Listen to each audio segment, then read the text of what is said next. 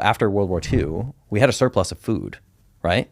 And actually, really like heavy food production, even World War I, right? Like once we started moving into like monocrop agriculture and this system of like we need to be able to feed everybody, a lot of this comes from, like, for instance, the government used to hide inflation on things like milk, eggs, meat, all these things by just saying like, look how few people are starving, right? So they had to make processed foods very affordable so that they could feed the most people as cheaply as possible, right? So then it became, the idea behind this is like, well, if we have people do this 2,000 calorie per day diet, then we can stop people from getting fat, right? Because if you eat 3,000 calories a day, 4,000 calories a day, like I'm suggesting, I would like to see most people eating close to 3,000 calories a day.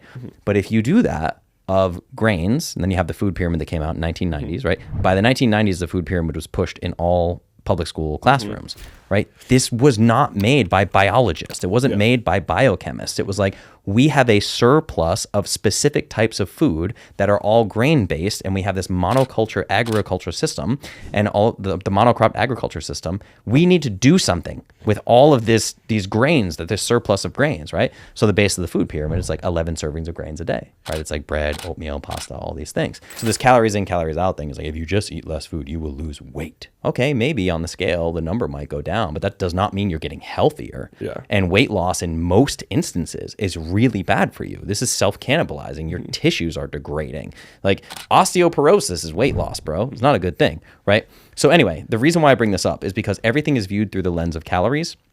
It's only been that way since people started becoming obese. Obesity is very new. In the history of the human race, obesity is very new, right? Like Carnivore Aurelius, Paul Saladin, these guys, they like to post pictures of like a beach in the 70s and everyone is skinny. Like not a single person is obese, right? The only obese people, at least in Western European culture, were like the kings and queens who were sitting indoors, not going outside, not exposed to people, fucked up in their heads, like their siblings and making babies from them, and then also having all of the food and shit possible. Absolutely. Totally. And fully sedentary. And yeah, so that's the thing is like, we didn't actually start fucking with calories until we started searching for an answer to this obesity demic that popped up out of nowhere. And this is where, like ultra processed foods really started around the 50s and 60s. They were in like every household in America. And then by the early 1990s, the food pyramid was preached in every single public school in America, right? So we have 60 plus years of an ultra processed food environment, and the obesity epidemic starts really around 60 years ago. It correlates perfectly. You look, it's like seed oils, red food colorings, preservatives, dyes, all this gold bullshit. Standard.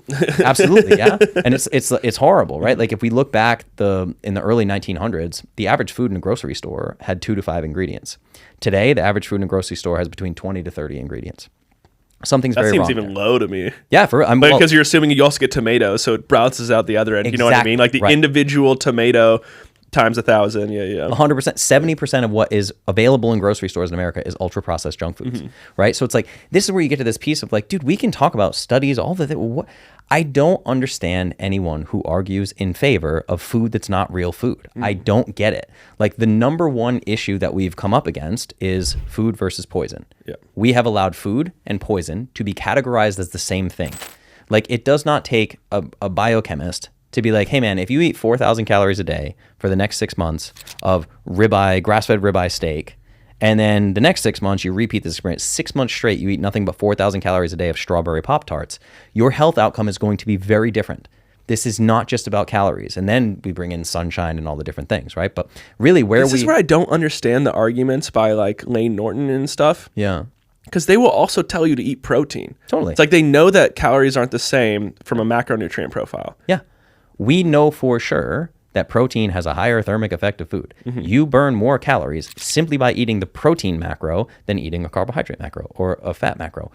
Fundamentally, that means not all calories are created equal. But the game they're playing is with the word usage, right? Because calories are not a real thing that our body gives a shit about. It's a way we measure potential energy. So to say like these two foods have the same amount of potential energy, it's like, well, no, because how do they impact, again, the metabolic system that we talked about that is really in charge of how much energy is going to be created? Isn't it to raise water 1 degree. Yeah, it's like raise the amount of grams of something to raise. Yeah, water raise 1 degree. 1 gram of water 1 degree, or something like that. Right, I mean, I don't even know the textbook definition of it, but it's really to think that and again, it's like if all calories were really created equal, then you could just open your wallet when you're hungry, start eating your credit cards. Yeah, like there's a caloric content to that thing, that carbon that exists in the world, you know, and it's really I don't understand why anyone is supporting like the food system. And then we get into the whole big ecosystem thing of like, well, that's all that some people can afford, or like there's food deserts where people are shopping at a 7-Eleven or whatever. And I'm like, yes, but understand, this is all a matter of supply and demand. We live in a capitalistic society and a capitalistic economy.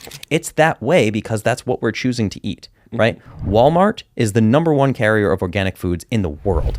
In America, it's like Kroger's #2, Aldi is #3 or something. It's like the cheaper grocery stores that exist almost everywhere overnight. It's the same way manufacturing facilities were like, overnight, we now manufacture masks and ventilators. Right? Immediately. Like there is enough money in industry that we could shift the demand, and all of a sudden food deserts would have like organic grass-fed beef. It would take time for sure, but it's a matter of supply and demand. It's choice. What are you choosing to do? But anyway, to answer your question is like we got here because if you look at nutrition studies, almost all of them are funded by either big food or big pharma. And they're really sneaky too. There are these other companies. There's one called ILSI, which is the International Life Sciences Institute. That is a 501c3. It's a nonprofit that is responsible for funding all sorts of nutrition studies around the world. The owners of that 501c3 are Red Bull, Kellogg's, Pepsi, Coca-Cola, all these giant food conglomerates.